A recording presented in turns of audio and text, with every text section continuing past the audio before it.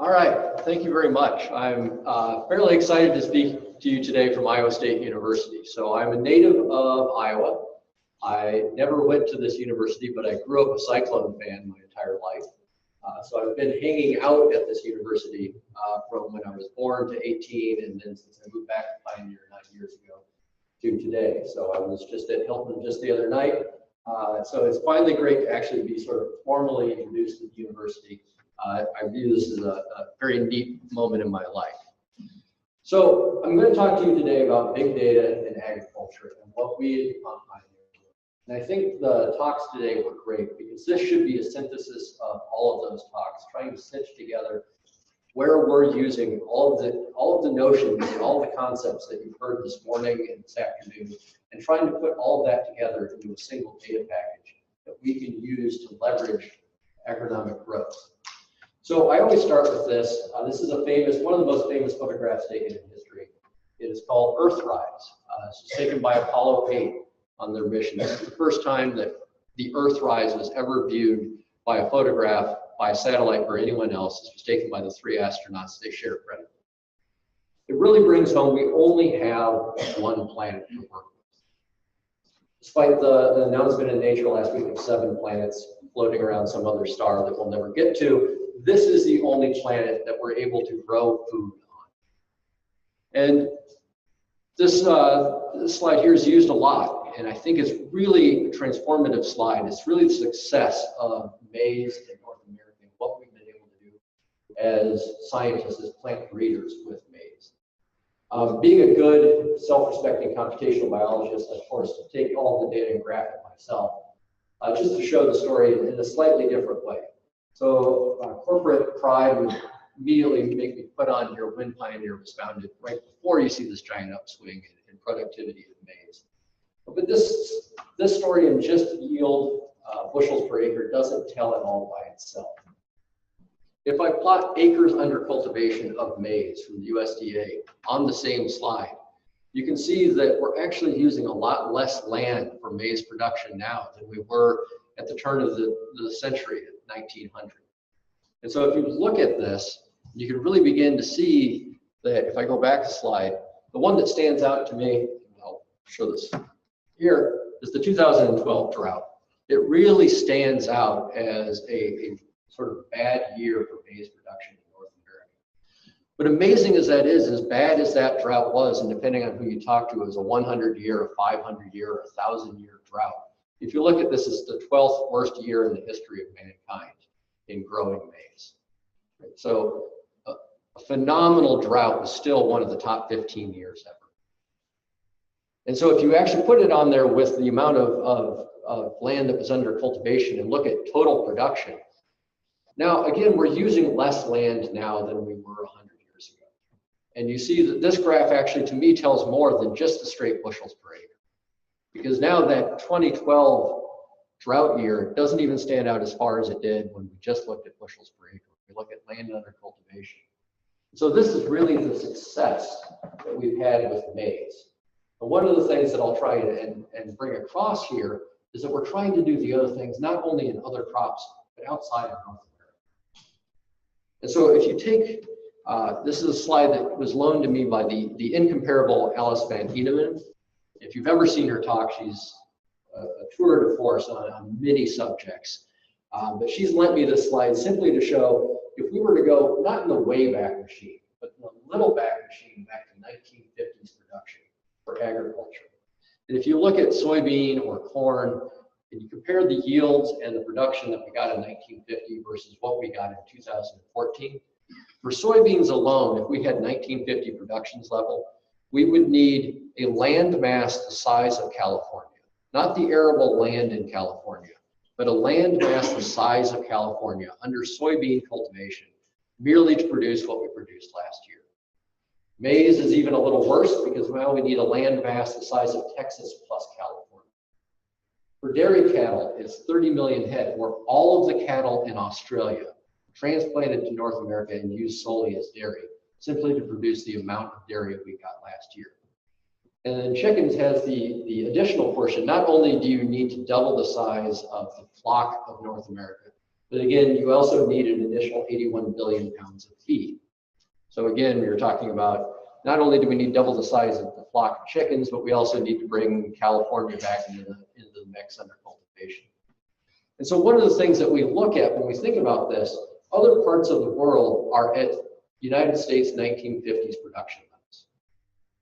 How do we bring India, how do we bring Africa from 1950 to 2014 in a shorter amount of time than it took us to do that in North America? So another thing, and started off the opening comments this morning, we talked about diversity. Diversity in a lot of different ways is important in what we do. This slide, also from NASA, there's a big NASA kick in this slide, this deck, if you can't tell, sort of shows the diversity in agriculture. This is 6 different portions of the world and cultivation. And so I've shown this to a lot of people within Pioneer. There are actually people at Pioneer who score 5 out of 6 or better in locating where all of these places are, simply from looking at it. The easy one on the upper left, it's the mile by mile grid of the northern Midwest. It actually winds up being Minnesota, not Iowa, but it looks very similar to if you showed Iowa. Obviously, center pivot irrigation is the western Midwest. It's actually, I believe, Nebraska. In the upper right, very small fields under cultivation a really long time is Germany.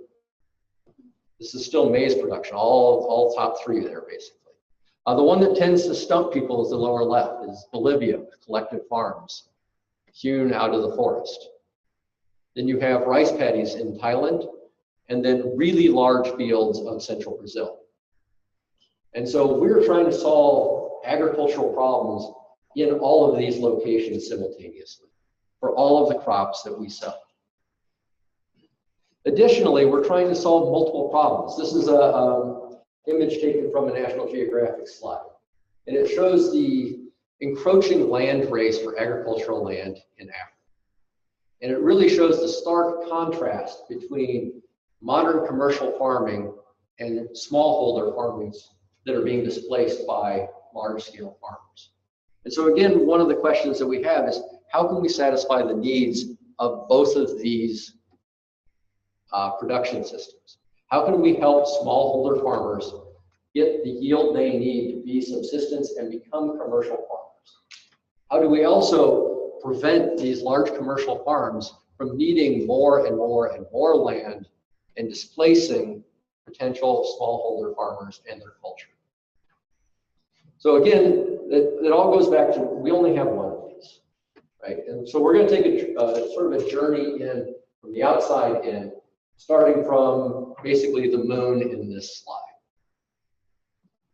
So the central question again becomes, how can we use all of the different types of data that you've seen throughout today and other ones that I hope to introduce to you to continue those trend lines that you saw in the original slides? So let's move sort of a step in out from the moon to another famous photograph, this one by Apollo 17, called the Blue Marble. It's just a great photograph, again, showing we have one disk to live on. So starting from the outside in, one of the things that wasn't actually mentioned today, we heard about unmanned aerial systems, but space. And so Pioneer is working with several different providers to do both what we call large satellite and small satellite. So large satellites have very sophisticated optic packages on them, but they fly in non-geocentric orbits. So one merely needs to go look at Google Maps and go look at your house. It's not from yesterday, it's from whenever it was last updated, because that's the last time the Google image flew over your house, right? So we can fly these large satellites. They can generate a tremendous amount of data, a tremendous amount of valuable data, but they're not really scheduled on a pace that would require you to be able to look at your field and gain a lot of knowledge about it. So now we have a second layer of satellites, small satellites, and I'll show one in the next slide, that is a step down from big satellites. A step down from there then would be, for example, some of the work you heard and we'll look at here with unmanned aerial vehicles. So one of the ways that we think about big satellite, little satellite, is there are multiple different companies that are in initiatives of sending out these microsatellites, shoebox-sized optic packages that will sit in a net of geosynchronous orbits around the world. What that means is you have real-time monitoring at a reduced resolution, but real-time monitoring of your fields, of your area, right, of your cities. Step down from that, you can see that we have unmanned aerial vehicles. And a step down from that, we are beginning to see rovers, right? And I don't think I heard anyone yet talk about rovers. We saw the phenotyping platform, which is very neat this morning. Now automating those in the same way that we automated the aerial vehicles, so that these are now autonomous units that go through. And perhaps we'll have R2 out there at some point. But from a data science perspective, every single layer of that brings its own challenges. When we start to go out to satellites, immediately you're above the cloud cover. And so anytime you take an image, the amount of processing that goes into just accurately stripping out the clouds out of a satellite image is a team of people's full-time job, right? So we have to have teams of people working on each one of these individual problems. So to be able to take that raw image, generate a cloud mask that is accurate and isn't conflated by a fine mist of clouds over one region versus a full cloud in another region, which can actually obscure the reflectance coming off the Earth and may give you a false reading on your field. Moving down, how do we use this data? You can use that data to begin to look at plant health, right? Vegetative health of your fields. Look at the deltas and how things are responding, where you're seeing good growth versus bad growth, what weather is affecting your fields. One of the things that we use this for is very difficult, is plant height, right? And one of the problems is if you drive across Iowa, you will know that despite its reputation, Iowa is not flat at all. It rolls very, very much. And so getting an accurate plant height requires that you know the ground height. So this can entail flying before plants have come out of the ground so that you can get an accurate reading of where the ground actually is. Additionally, putting in ground control points. So these are stakes of known height. So you know, your Indiana Jones staff and rod that you stick in the ground, and you know exactly where that is. All of this has been calibrated against what we affectionately call kids with sticks, where we send out temporary workers into fields with plant height sticks and walk through the field and sort of calibrate the UAV models with some 16-year-old walking through a field with a 2-meter stick. So from that, once we have that ground control points and once we've mapped out the lay of the land, as it were, we can begin to build canopy elevation models. So not only where is the tallest part of the plant, but where is all of the parts of the plant, and build out exactly what the field is doing. One of the most important things, especially within field trials, that's necessary for this is stand count. Stand count would be great if we did full till. When you have no-till images, you have all of the ground clutter that sits behind the plants and makes image processing quite difficult. So just getting an accurate stand count is actually a full data science job in and of itself. Again, we're talking about another team of data scientists that sits around thinking about the best way to generate stand count from UAV flights. So when we put all this together, now all of a sudden we can start to build a full 3-dimensional reconstruction of the canopy. This one is actually one of our test fields, so you can actually begin to see differences in plant heights just from this image right here, where different inbreds are being grown and have different blocks of plant heights as you go across the field. And one can begin to monitor that and judge that as a phenotype, right, and an accurate phenotype at that. Additionally, again, a lot of this you heard earlier today, but people are using this internal to Pioneer and in the academic community to begin to judge how can we judge canopy health based on color, based on reflectance, hyperspectral, RGB. How well can we predict versus observe what the plant height or plant health is in our models versus what is actually seen in the fields? And again, this was in Nature at the end of January. But this is a very real thing, right? Plant biologists call it. These are rovers that go out in the field. Optic packages on these are beginning to be able to identify insect species. So send a rover out and it can tell you what kind of insect pressure you're having. Additionally, I've seen plans from various engineers to arm these things with shears. So you now have the ability for rovers to go out and cut down rogue weeds, Palmer amaranth growing in your row. You can send a rover out that will recognize it and cut it down. Right? So again, you start to see where the automation and the data science between plant recognition, insect recognition, now at a sub-canopy level becomes quite an effective tool with which we can improve our field trials, and we can also use in a commercial sense when we're talking with our customers at Pioneer. So where are we at with all this? Right now, today, we can use a lot of these tools to give you a general overview of how your field is doing. The plans are to drive this, right?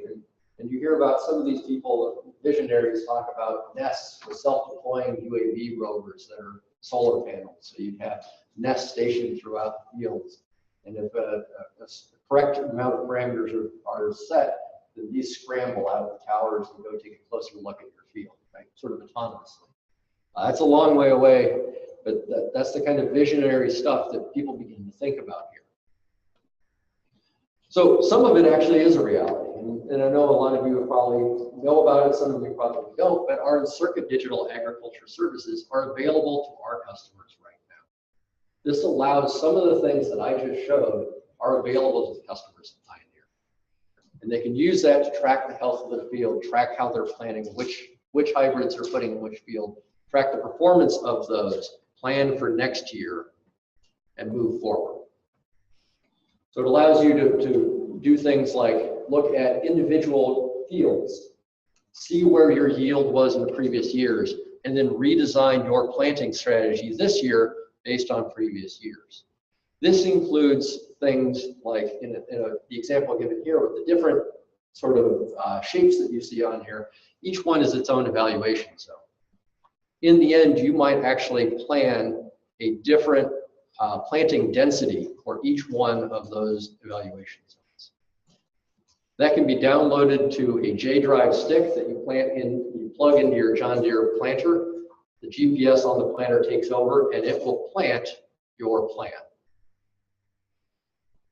Other technology that is coming online starts to be 2 hybrid or 3 hybrid or 4 hybrid planters, where you can now vary which hybrid you're putting in which location of the field based on data. Additionally, we have services available to our customers around things like nitrogen, where you can model the nitrogen use of your field through the year. In a case like this, you can actually see in green, you still have maximum yield potential. When you start to fall into yellow and red, you might begin to lose that maximum yield potential. And so this begins to let you plan out how you want to apply, when you want to apply your nitrogen, and what method you should use to apply that nitrogen to make sure that your model keeps you out of the yellow. So now moving a step down from here, this is a short stop of the Pioneer research fields and research campus. And really the only stop here in the journey is to show that we don't just merely sell this to our customers, the Encirca services, we actually use them ourselves in our own research fields. So we use the same technologies there that we can go and look at each individual experiment and know exactly from a top-down view what plants we have planted where in the field and look at how they're doing. So now, keeping going down, let's go inside. Some of the same concepts that we're doing outside in our fields, we're doing inside in our greenhouses. And again, great talks this morning exactly on what goes on inside greenhouses. Our automated greenhouse is a marvel of engineering. If you ever get the opportunity to come down and take the tour, it really is a phenomenal tour. The first time it was ever described to me, I was about to go on the tour, and the director of controlled environments said, you know, in Willy Wonka, when they first go in a big room and you can eat everything and there's stuff everywhere and everyone's amazed, it's kind of like that. So you're kind of overselling this a little bit. But then it turns out I went in and I sort of had the same response on the entire tour, including at the very end of it, which was just the soil potting machinery. Just dump soil into a pot, and the director said, that's the end of the tour. Show yourself out. Like, like, which way do I go? I'm lost. I said, good day. So I stumbled around for a while before I got in. But the same sort of concepts that you saw earlier today about image analysis and hyperspectral imaging. We have three-story high hyperspectral imagers in our automated greenhouse. And plants can be routed through those on a day-by-day basis to take a time series hyperspectral image of your plant from both above and from the side. You can start to do three-dimensional reconstructions of those plants through time and see how they're growing, where the different parameters are as it goes along in its growth. Additionally, from a selfish perspective, you can go schedule an appointment with your plant so that your plant is brought to a sampling station at a particular time in the afternoon. So you can schedule an appointment for your plant to be brought to you to sampling station 3 at 2:30 in the afternoon. So you don't have to go searching through the greenhouse to find it. And if I just build out this slide, you begin to see sort of on the time lapses with Arabidopsis, but the types of data that you begin to gain from this. Now, from a data sciences perspective, this is a huge problem. I've heard it mentioned many times today, well, what do you do with the data? What do you do with the data? One of the first things we do with the data is in the hyperspectral images, over 90% of the image is the box. Right? The plant doesn't take up very much of the image in the visualization chamber. So the first thing we do is created algorithms to strip the box out of the image and just leave the plant. And this data reduction makes everything else about storage and analysis a lot more efficient. And then we're also doing things around ear photometry. You can begin to start, just from an ear image, begin to start to get pretty good predictions of what yield is given a given density and pictures of enough ears. Now, this isn't as easy as it looks, especially when you start to look at immature ears. Immature ears are horrible for any machine learning to begin to look at and delineate how many different kernels are on it, right? When it's all white and squished together, the delineation between kernels is really awful. Actually, in years past, we've actually put this out as a mechanical Turk problem on Amazon Web Services, where we actually use people, pay people 10 cents an image to go through and quantitate how many kernels are on this image. And that's actually been more accurate than some of our machine learning methods. So again, this is a variety of how we do data science. Sometimes the brute force, hey, let's get people looking at images, is the best way of solving a problem. I'd love to be able to get there another way, but in that particular case, that's been the best solution we've come up with. So again, going back, yay, we finally made it to the cell, which is where most of my life exists. This is almost becoming an ironic slide for me. I made this slide about 6 months ago, and it's got Illumina, Oxford, Ion Torrent, and PacBio. And the slide's about 6 months old, and the HiSeq is no longer the latest and greatest Illumina instrument. The MinION is no longer the greatest Oxford. The RS2 is no longer the PacBio. So all of these instruments have been supplanted in the last 6 months by newer versions. So now you have the Illumina NovaSeq, you have the both the PromethION for Oxford, which is their big sequencer, which is still in beta. But if you talk about data, the PromethION at full bore produces 36 terabytes of sequence data every day. That's a lot. The new sequel, which is from PacBio, they committed to at AGBT a couple of weeks ago, having 150 gigabytes in 10 KB reads or longer on each cell by 2018. So if you think about it, those cells cost about $900. You're now talking about a 50x base genome on one cell, to be about an 8-hour movie for $900. You can run 3 of those a day. 50x is about the depth of RefGen 4 out of Cold Spring Harbor. So all the work that went into Cold Spring Harbor on the RS2 next year will be about an 8-hour concept on the PacBio sequel. So sort of prophetically, a friend of mine named Angel Pizarro, worked with him at the University of Pennsylvania, showed this slide 5 years ago at BioIT World in Austin. And it still works today. I did it last week. I always do it about a week before I give any talk, just to make sure that the slide's still valid. If you go to Google and just type in meaningless line chart showing data growth in genomics, you get meaningless data charts.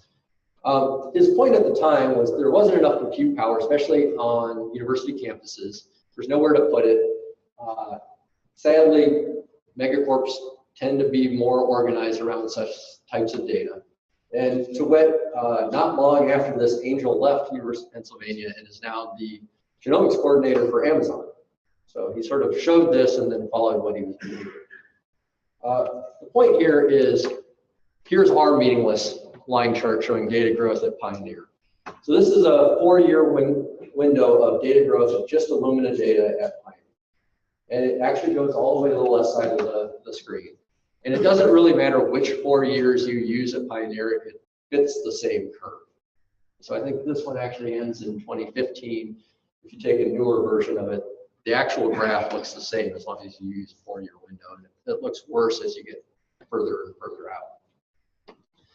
So this slide is maybe the most overused graph. It's actually been banned from many bioinformatics conferences. So you cannot show this slide anymore. And I show this slide for a different reason, because I think it's been misused. People show this slide to say, it's getting cheaper and cheaper and cheaper, isn't that great? Isn't that great? And I view it in a converse sense, which is, we're a little bit late now, and I started posing this question in 2013. Imagine what you would do with infinite data. Right? What questions would you ask? What questions are you asking now? Not what can you do now with the data as it is. Assume, given this graph, that sequence is infinite and complete. How would you apply it? Because that way we start to build what should we be doing, not what can we do. So how are we using it? We're using it in a variety of ways. So I have a background in circadian rhythms. So the first thing I did when I got to Pioneer is, all right, we're doing circadian rhythms. So this is just an example to show that we're doing things like transcriptome profiling in maize. This is actually 23,000 genes and what their expression is over the course of 3 days in 4-hour windows. So we heard today, thankfully, I liked it, thank you very much, that you try and take your phenotypes in a very short time window. Because to me, there's nothing so different to a plant between day and night than alive and dead. And I've been corrected on this. I've been saying for years that if one considers all of the environmental variables of life from the beginning of life to today, they've all changed. Temperature's changed, air chemistry's changed, water chemistry's changed. Everything sort of has changed in the history of life. What hasn't changed is the sun comes up over there and it goes down over there. Every day, invariably, throughout the course of life. Now, someone challenged me on this and said, well, the gravitropism people probably don't appreciate you. So yes, gravity has existed as well. But as far as all the other environmental variables, this is one of the hallmarks. Right? So all life is adapted to a 24-hour period.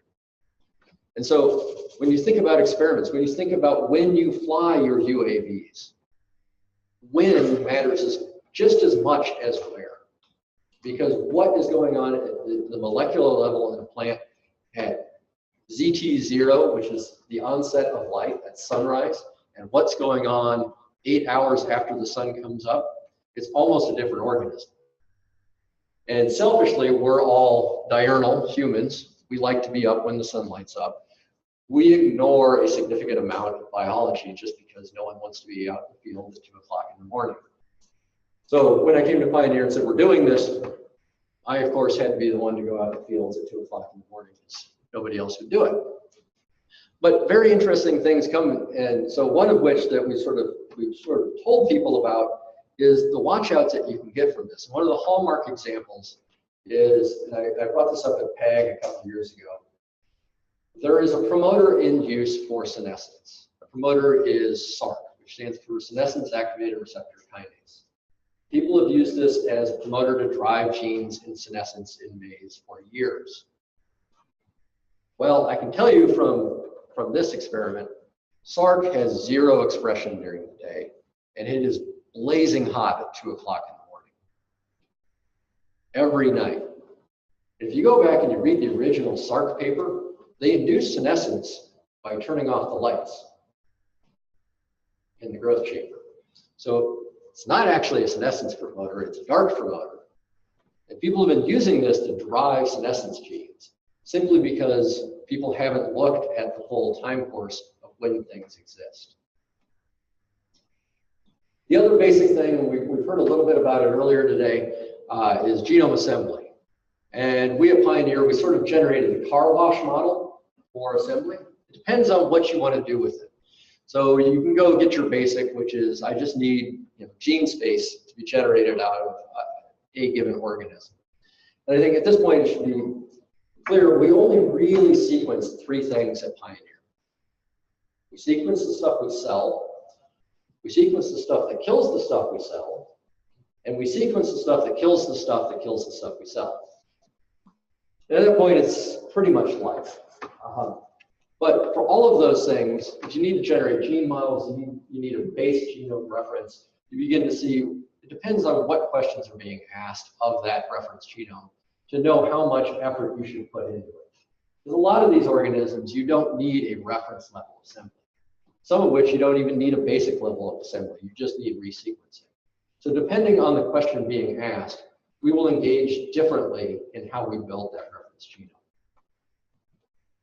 But really, to me, the major drive that we've had at Pioneer with genomics has been the distillation of next generation sequencing from a true R&D experience to a production application. And in a production application, there are no longer sort of funny feelings or looking at the data, squinting, turning your head sideways.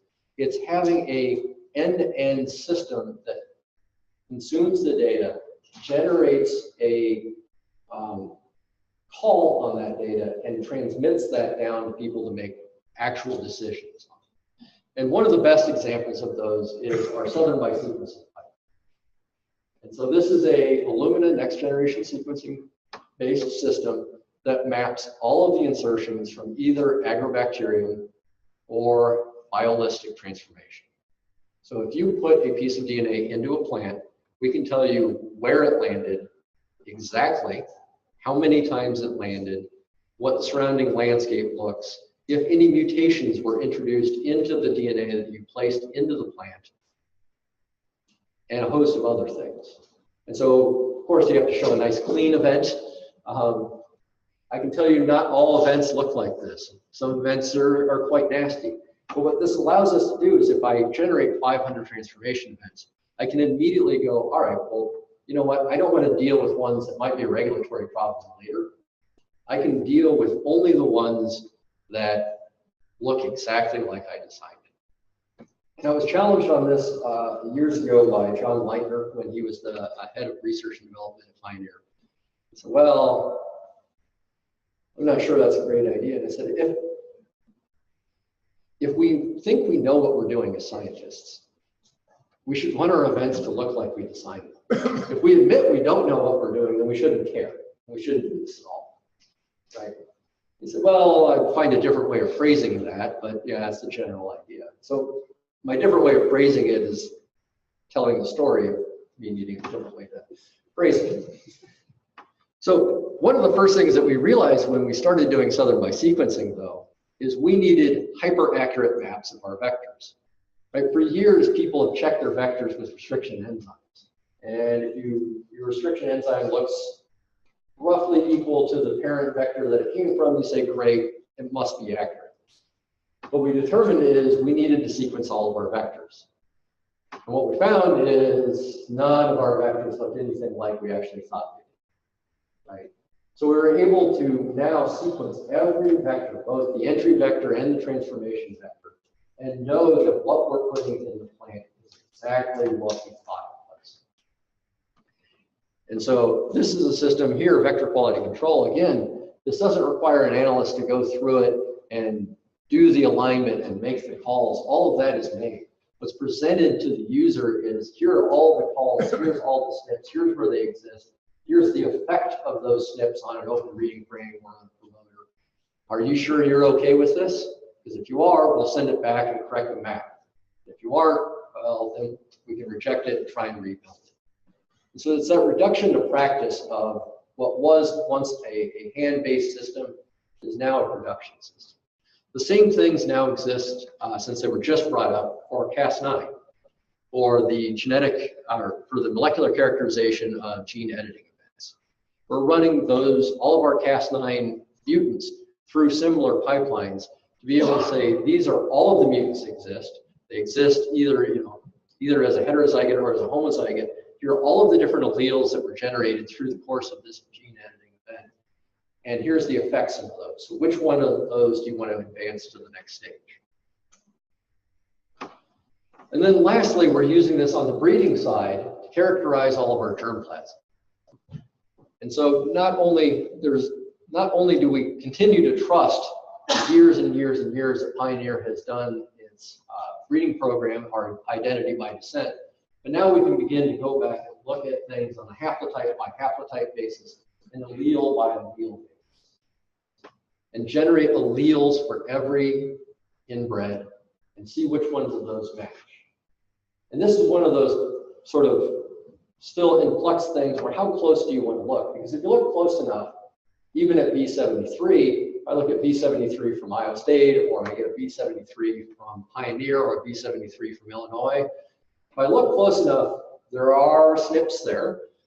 They have evolved since B73 was released. So do you call those different haplotypes just because of a few SNPs? And so how close you go in or out sort of matters for how many haplotypes, how many alleles you call, and how you manage those alleles. And so this is a big portion of what we're looking at on the breeding side right now, both within data sciences and especially within our breeding technologies group, to decide where is that sort of sweet spot in looking at these things. So I think, I've tried a little bit, both on the molecular side and on the broad side, begin to show you a lot of what you heard about, and you heard about in depth at these various levels today. Really matters, and you heard about them all sort of individually today. And at Pioneer, we're doing all of them, but now we're trying to integrate all of those. So really, if you start, breeding pipeline hasn't really changed. Hasn't changed since Raymond Baker started doing it, since we're named after him at the symposium, right? We still have sort of the same funnel where we're making new inbreds and evaluating those inbreds and moving things on. But what we're trying to do with that funnel is shorten that funnel and widen that funnel. How do we test more double haploids? How do we evaluate those and predict better so that we can advance those in fewer numbers of years and have products that exist in fewer years? And in order to do that, we need phenotypes. We need good phenotypes. We need highly accurate phenotypes. And that's where the satellite imagery and the UAVs and the rovers and the greenhouse all comes into play. And all of that has to be available to all the units of our research organization so that they can make the most accurate decisions that advance the company. And then once we have those phenotypes, we can go back then on the genotype side and look at things like structural variation. And how do we increase our SNP density? Right? How do we use next generation sequencing to do genotyping by sequencing in a more targeted way, in a better way, in a more accurate way? How do we choose what markers that we're actually looking at? What SNPs do we do that are marking these haplotypes? How do we mark haplotypes differently depending on how far you want to delineate? So if we can bring all of those together, really, we can continue to drive this out, right? This year, I think it's coming in, I can't remember if they finalized the numbers, it's going to be the #1, I believe, bushel per acre in history. How do we make next year, next year, next year? I've been asked, where does this graph end at? And I've heard a variety of opinions on it. I think someone recently said 350 bushels per acre, but then last year, P1197, a Pioneer hybrid in Virginia, I think it was 535 bushels on a single acre. So clearly it's not 350. Can you get 530 across all of the United States? Likely not. But it shows that we really haven't approached that asymptote yet. There's a lot of growth left here in North America. Again, if there's that much growth left in North America, then when we go outside of North America, to places like Africa and India, how can we get them up this scale faster, quicker, and cheaper? So that's what I had for you today. I know it was a little bit broad, but I hope the earlier sort of talks today sort of filled in the details on a lot of those levels, and then this one sort of served to try and bring all of the different levels that you heard today together. So thank you very much for your time, and I'd love to take questions.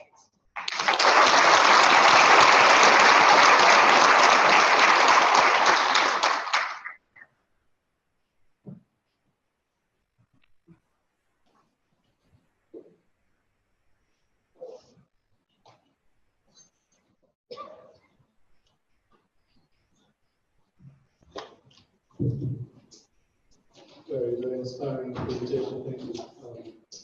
So you've shown the desire and the intention to rise and expand that to the rest of the world where it's not happening. What's your personal philosophy on keeping what you're producing, not wasted? And also, what's your company's philosophy? Yes, so a lot of people have pointed out that in some respects we don't have a food production problem, a food distribution problem. And I think that that's accurate.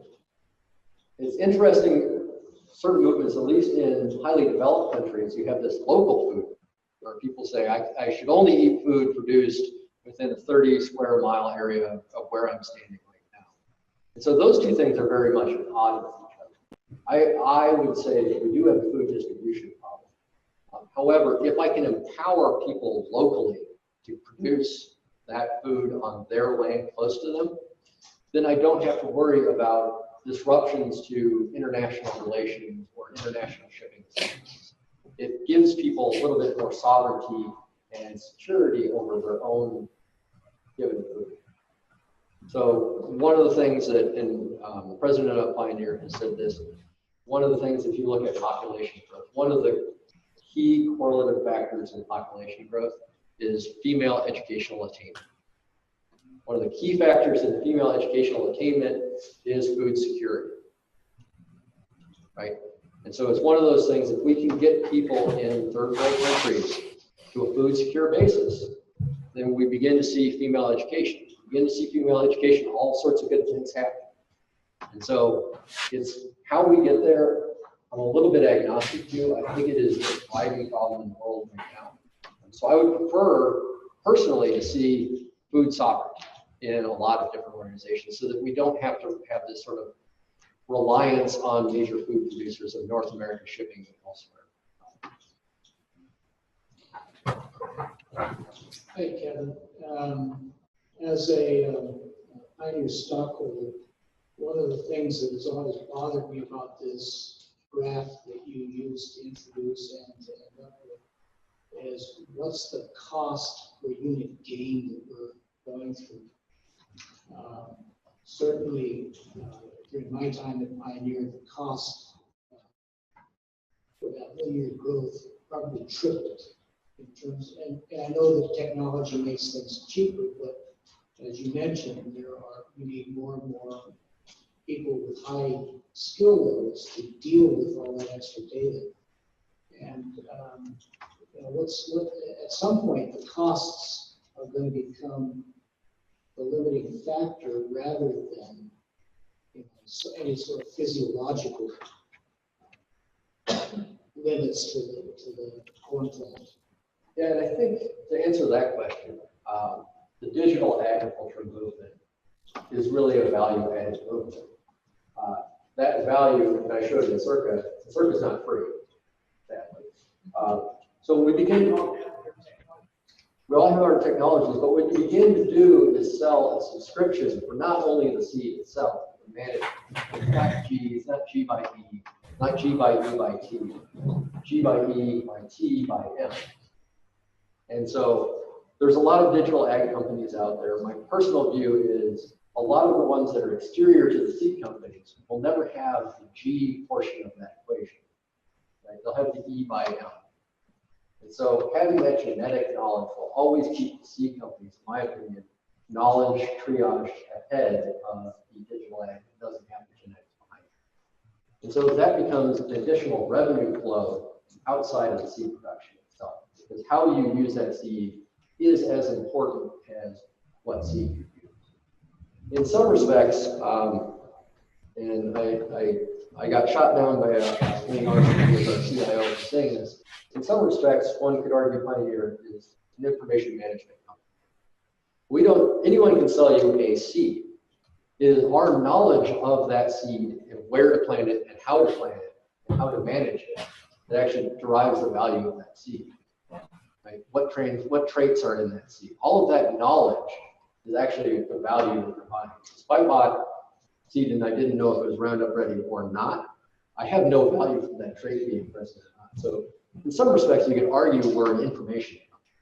And this is just an extension of that sort of throughput of, yep, we're giving you more and more information. I find it amazing in the industry in general.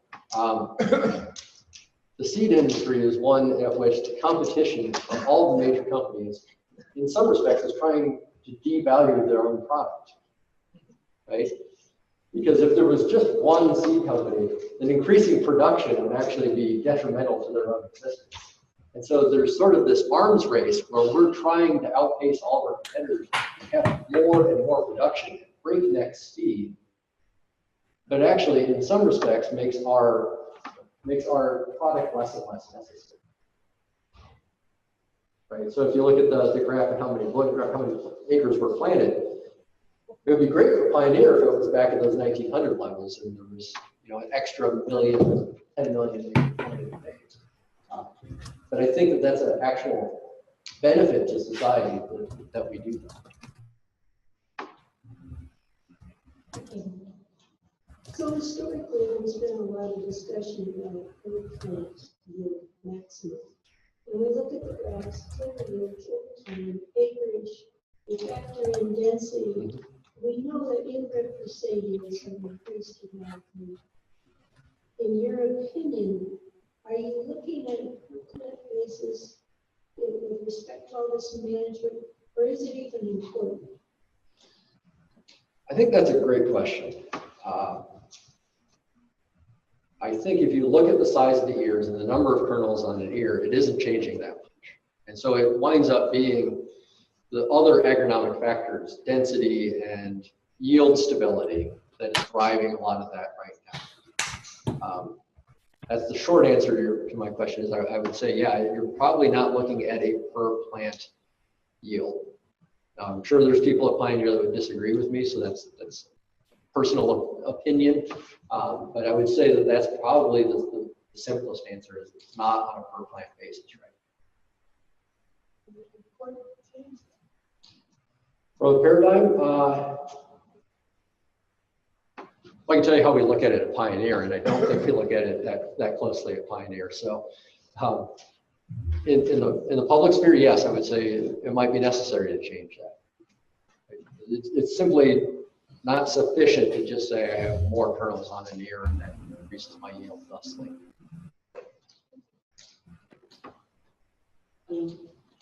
For your G expression, the climate change along the day and night time, we have more like the G activity change. Will that really like a physical change or the visible change that people I can detect? Or like if we cannot, can you like we need a certain device to detect that change in terms of like phenotyping thing? Yeah, so I mean the best expression of that would be the CAB proteins, the chlorophyll binding proteins, right? They are only produced and only exist during the day because they're not needed at night. And so for an organism that's reliant on them to produce them over 24 hours is detrimental to the energy utilization of that plant. And so the whole thing behind circadian rhythms is I only produce the proteins I need when I need them. And any other production of those proteins is energy inefficient. There's simple examples in plants, there's simple examples in humans, right? The reason that if you eat at night that you put on more weight is you make cholesterol at night. You don't make cholesterol in the day. You eat it. And you're not supposed to eat at night. So when you eat that cholesterol at night and you're making cholesterol, you get lots of cholesterol. So there's a whole series of ways in which all of life is adapted to this. And so in plants, obviously, there's papers. I tried to find it since I couldn't find the actual paper wasn't able to cite it in that individual paper. These things have been known and written about in manuscripts since at least 1735. Okay? So root pressure. If you actually just put a plant and put a mercury gauge in it, you can just watch the roots expand and decrease over 24 hours and push mercury up and down. That's been known for 400 years, basically. Right? So these things are measurable.